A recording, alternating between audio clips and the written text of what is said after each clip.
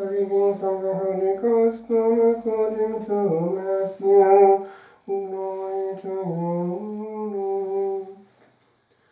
Jesus went about all the cities and villages, teaching in their synagogues and preaching the gospel of the kingdom, and healing every disease and every infirmity.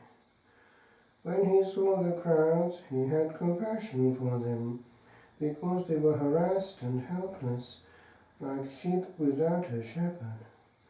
Then he said to his disciples, "The harvest is plentiful, but the laborers are few. Pray therefore the Lord of the harvest to send out laborers into his harvest." And he called him his 12 disciples and gave them authority over unclean spirits to cast them out, and to heal every disease and every infirmity. These 12 Jesus sent out, charging them, "Go to the lost sheep of the house of Israel, and preach as you go, saying, 'The kingdom of heaven is at hand.' Heal the sick, raise the dead, cleanse lepers, cast out demons. You received without pay, give without pay." The Gospel of the Lord. Praise to you, Lord Jesus Christ.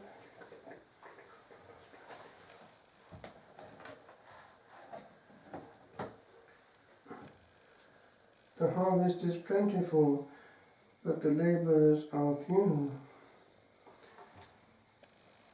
The providence of God can be seen in the way in which laborers were sent into the vast harvest which was coming into view with the conquest of new lands. Portugal and Spain notably were competing with each other, which explains, of course, how eventually Brazil became Portuguese in language and other countries out there in Latin America Spanish. but they were also involved in the trade with India, and we see how this was a providence for the moment of giving the faith to a whole subcontinent. The way in which the Jesuits operated is also interesting because God intervened in their very foundation. We see how they were there, the band of founders. There were 7, of which this day Francis Xavier was one, and they were at Venice, and they had a thought of going already at that point across the seas to conquer for Christ, but a storm arose and they couldn't leave Venice, so they all went towards Rome, and they gave themselves into the hands of the Holy Father directly as his personal belongings. And that would explain how to this day those in authority have the 4th vow of obedience directly to the Pope, which was in discussion after the Second Vatican Council, but when it came to the crunch, it was John Paul II who in time intervened. He wanted that maintained. Interestingly enough, we have the first ever Jesuit Pope right now. But they became aware that the Lord was giving them this mission to conquer for Christ. They had shed the monastic structure and had maintained the interior discipline of an hour of mental prayer every day, and are working on the will, especially in the years of formation, which made them as free as a torpedo might be coming from a submarine. They could be fired anywhere for Christ, and with the ammunition that they carried, high intellectual value, they were useful, and they knew how to hit hard. They would go to the top, being chaplains of future kings and so on. Well, here we have 10 years of hard labour on the missions directly, when, in obedience, Francis Xavier is sent by Ignatius himself to India, Japan, and he's about to cross over to China when he doesn't make it. He's already in the land of China when he dies, on an island offshore, and there he leaves the work to others. Actually, India had a presence already of Christianity going back to St Thomas, but that's another story. We see how he gave all, and the way in which so much depends on the priest can be seen in his case. When there is no priest, the harvest has a job, and that's what happened in Wales after the loss of the old faith. It was still there in the hearts of the people for a long time, but eventually it died of pure anemia because the priests couldn't get that far. They could get more easily to the south of England, but crossing as far as Wales was another story. And so bit by bit, it was simply because of the lack of priests that the Catholic faith died out in Wales. There were a couple of pockets in hiding. Nevertheless, it was massively lost to the faith. And in our day, the same thing happens. When there is no priest in the area, things become very anemic. And so this prayer to the Lord of the Harvest to send labourers is very relevant in our time. And St Francis Xavier has powerful words on it, which we can actually read on this day.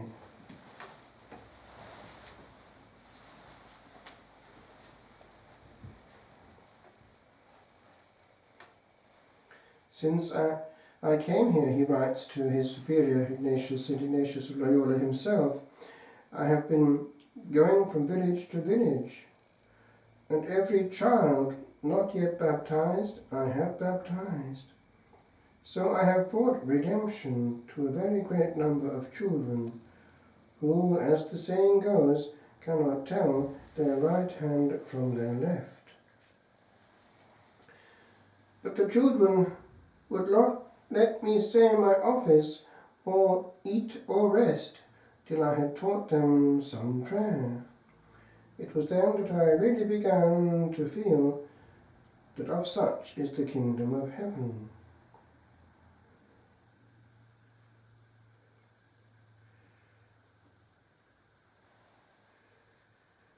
Very many out here fail to become Christians simply because there is nobody available to make them Christian.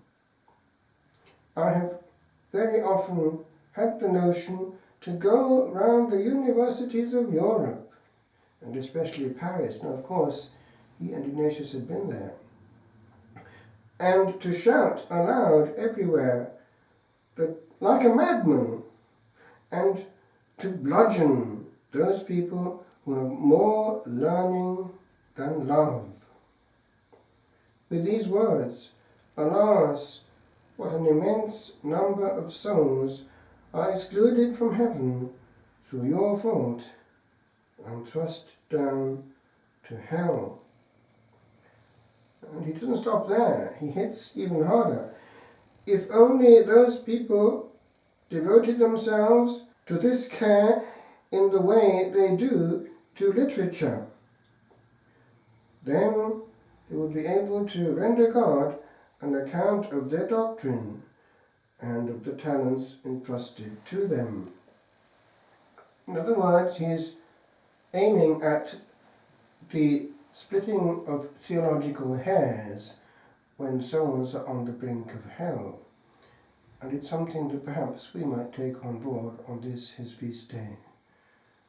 Our energy is spent in sending aggressive messages from trench to trench on the internet might be better spent in praying and doing penance for souls.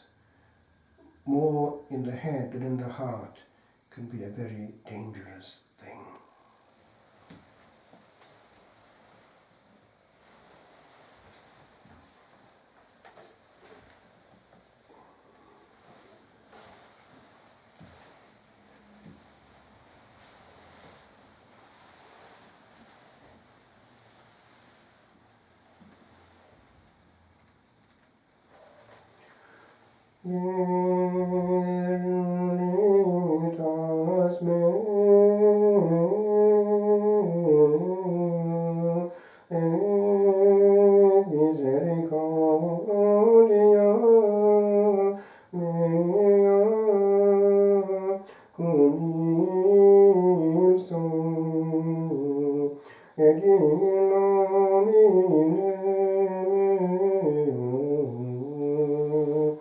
Exaltami,